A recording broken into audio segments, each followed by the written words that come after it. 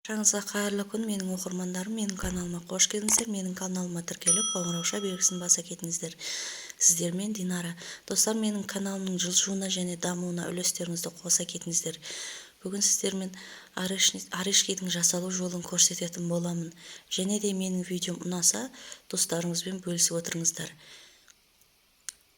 Ең алдымен таза құрғақ ыдысымызға бөлме температурасындағы сары майымызға қантымызды салып, жақсылап көпіртіп араластырып аламыз.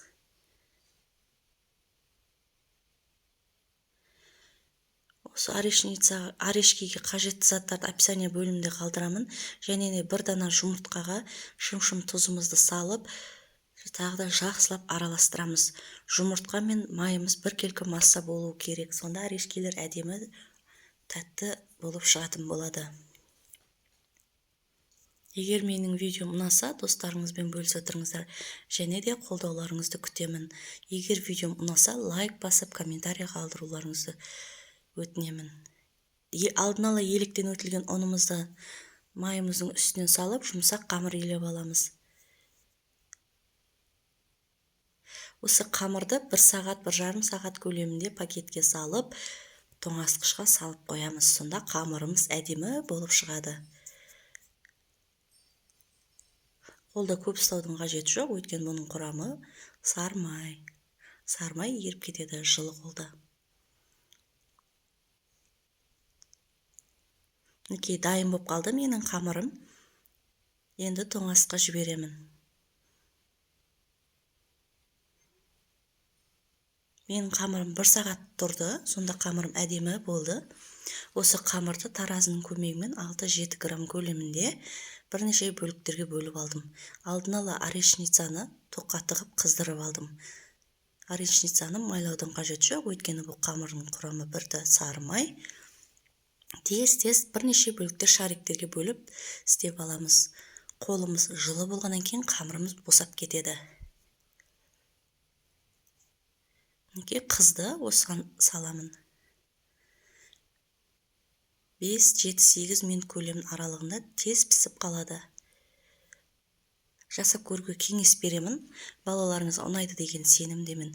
Егер менің видеом ұнаса, құрбыларыңызбен бөлісіп, менің каналымның тіркелуді және де алға жылжуына өз достарыңызбен мені қолдап кетулеріңізді сұраймын. Және де менің монетизацияға жетуіме өз үлестеріңізді қоса кетіңіздер. Рецепттерін описание бөлімінде қалдырамын. Ұнаса, лайк басып, өз пікірлеріңізді қалдырыңыздар. Неке пісті? Осыларды алып, орнына қайтып, домалақтап жасап алған қамырымызды саламын қайтадан.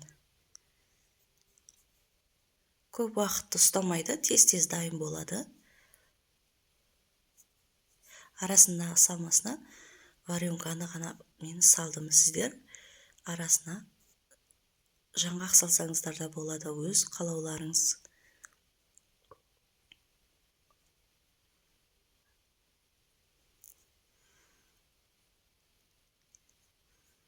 Осы дайын болған орешкилердің арасына варенканы салғаннан кейін бірінің бетіне бірін беттестіріп, 3-4 сағат көлемінде тоңазытқышқа қойсаңыздар, арасына варенка қатып, әдемі жұмсақ орешкилер дайын болады.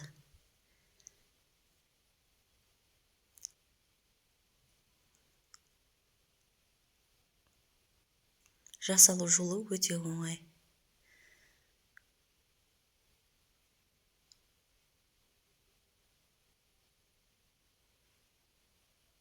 Менің де қамырым, шариктерім жасап біттім.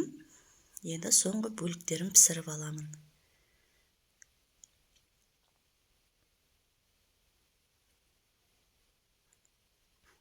Егер орешкилер сәл қызарыңқырамай қалса, тағы бір 2 минутқа қойып қызартып аласыздар.